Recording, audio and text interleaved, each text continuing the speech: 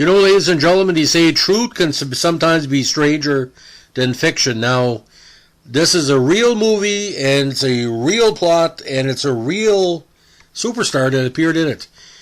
It was a film noir filmed in Seattle in the mid-1970s, starring what's considered the greatest movie star of all time, and directed by John Sturges. Now, you're saying to yourself, who would be a good fit for Seattle-based neo-noir crime drama? John Wayne. Now, you rarely see it on TV, but McQ, which came out in 1974 in Panavision, is a neo-noir crime action film directed again by the great John Sturges and co-star John Wayne.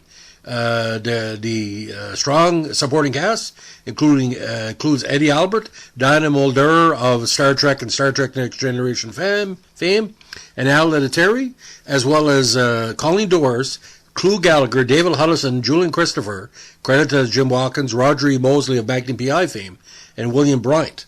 The film was shot in the state of Washington, making extensive use of locations in Seattle, and with a sequence near the end filmed on the Pacific Coast at Mole Cliffs. Now, in this movie, John Wayne carries a big gun, and it's featured prominently in most of the posters about the movie. Now, in the plot, just before dawn in Seattle, a man drives into town and shoots a policeman on his beat and another in a parking lot. The gunman leaves his car at a dealership and enters a luncheonette, where now seen to be wearing a police badge, he is greeted as Sarge. A car pulls up and the gunman goes outside. He gives the driver a satchel containing his gun and begins to walk away, but the driver shoots him in the back with a shotgun. Sounds like a Clint Eastwood Dirty Harry style plot, doesn't it? Now, at the marina where he lives on his boat, Detective Lieutenant Lon McQ is awoken by a phone call alerting to the shooting of his longtime partner, Detective Sergeant Stan Boyle, and the deaths of the two police officers. He scares away a man who is attempting to steal his 1973 Pontiac Firebird Trans Am, only to immediately be shot at by someone else. Returning fire, he kills the assailant, who he recognized as a professional hitman. So, in the first few minutes of the movie, we have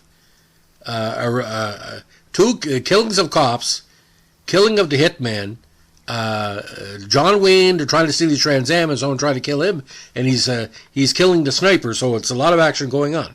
Now, McQ eventually goes to see Boyle at Harborview Medical Center. Boyle is unconscious and in critical condition, but McQ talks with Boyle's wife, Lois, before going to police station.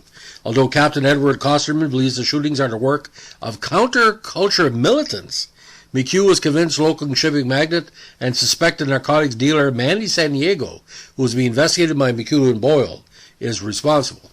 Now, despite a warning from Kosterman to leave the shooting investigation to other PIs, McQ begins tailing Sandiego. When he learns Boyle has died, he follows Sandiego in the men's room and beats him viciously. Threatened with death duty, McQ resigns against the urgings of Franklin Toms, a field deputy who works at a liaison between the city council and police department. But you see the Clint Eastwood heavy influence here. Now, continuing to investigate the case through a partnership with local private eye Pinky Farrell, McQ learns from Rosie and Myra, two of Boyle's informants, that Sandiego has assembled a team to steal the confiscated drugs that are housed in the police department's evidence vault. He follows the drugs when they are taken by representatives from the State Attorney General's office to be destroyed at a secret location, which this time is a hospital.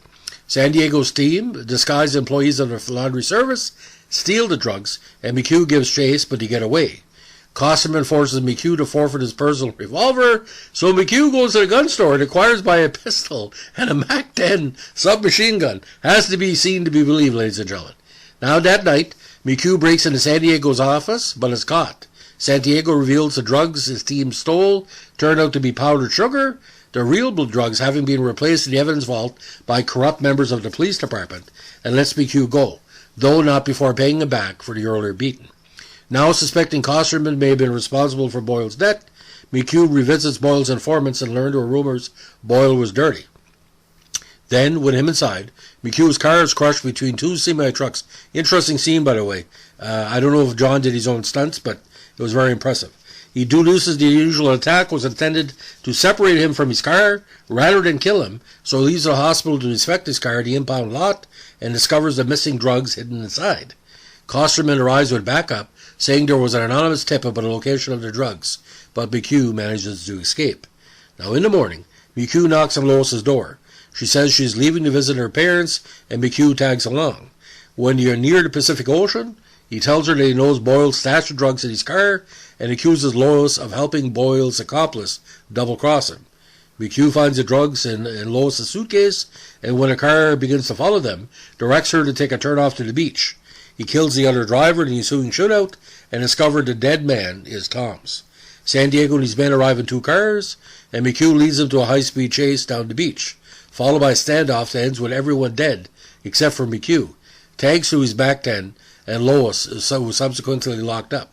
Costerman gives McQ back his badge, and they get a drink at a local bar. Now, a lot of action in 111 minutes, ladies and gentlemen. In this movie, cinematography by Harry Strading Jr., edited by William Ziegler, and of course music by the great Elmer Bernstein. And production company with John Wayne's Batjack Productions. Distributed by Warner Brothers, was released in January in Seattle, and February 6th everywhere else. Middling at the box office, $4 million, not too bad. So again, for me, the up-and-coming actors that are representative, you got Julie Adams, Roger E. Mosley, William Bryant, Colleen Dewhurst, who was a regular on 1970s episodic westerns and Neo-Noirs and other stuff. Now, a few years prior to making this film, Wayne had passed on playing the lead in Dirty Harry, a decision he later admitted regretting. Dirty Harry was set in Seattle in one version of the script, but the setting was changed to San Fran when Eastwood became connected to the project. Now, McQ was shot in 1973 on location in Seattle, Aberdeen, and Aquidneck Indian Reservation in Washington. While filming the beach scenes, the crew stayed at a Polynesian Hotel de Poli in Ocean Shores. Now, the dramatic car chase in which Wayne and his character's green 73 Pontiac Firebird Trans Am Green Hornet pursues the laundry van was influenced by Steve McQueen's chase scene in Bullet. Now, when preparing to flip the car during the beach chase without using ramps, stunt driver the great Hal Needham performed the very first car stunt using a black powder cannon charge. On a second practice run down in L.A., the car was unknowingly overcharged and Needham was nearly killed. Gary McLarty performed a stunt on the beach that is featured in the film. Now, one of Wayne's most famous lines from his film is delivered as his character is being rescued from his car as it has been crushed between 2 semi-trucks with him trapped inside. He says to one reporting officer, "I'm up to my butt in gas." Now, a novelization of the film written by Alexander Edwards was published in 1974 by Warner Brother Books. The novel was written before production began on the film, and there are subtle differences, such as McQ living in an apartment rather than a boat, was an ex-Navy combat operator, and using a Mauser in the climax, rather than the grander and more impressive MAC-10 submachine gun. Some scenes are also deleted or modified, but on the whole, the book is true to the movie in both dialogue and plot. Now, in a contemporary review, Arthur D. Murphy of Variety called the film a good contemporary crime actioner that was extremely well cast.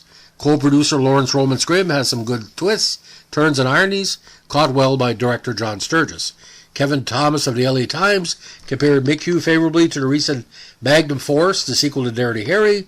The most intriguing aspect of John Wayne's diverting but undistinguished new picture McQ at select theaters is similarity to Clint Eastwood's Magnum Force. The difference, and it may be crucial, is that Wayne, blustering and bombastic as ever, dominates his film, whereas it's violence for violence sake that takes over Magnum Force. Eastwood's film looks more chic, but McQ has lots more humanity. At this time, John Wayne was in his 70s, so you can imagine there was a lot of... if he would have done it in his 50s, it would have been probably a lot better movie. Now, Gene Siskel of the Chicago Tribune gave the film 2.5 stars out of 4 and wrote, "Like so many of his recent movies, McQ would be nothing without Wayne.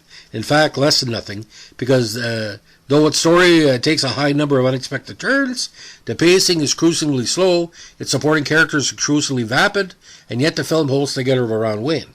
Now, Pauline Kael, who basically opinion is just true to, also criticized the pace, dismissing the film as prostratingly dull. as did Noor Sari of the New York Times, who wrote, "In this wildly undramatic picture, music and gunshots have to provide the gumption that the acting lasts."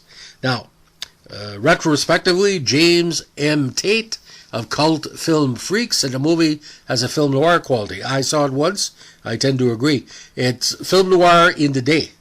Now, director John Sturges was, like Wayne, best known for making westerns, a genre McQ borrows from with The Maverick Loner, versus an eclectic string of feisty and often sneaky antagonists, each with their own lethal agenda, sometimes even coming out of the woodwork with guns blazing.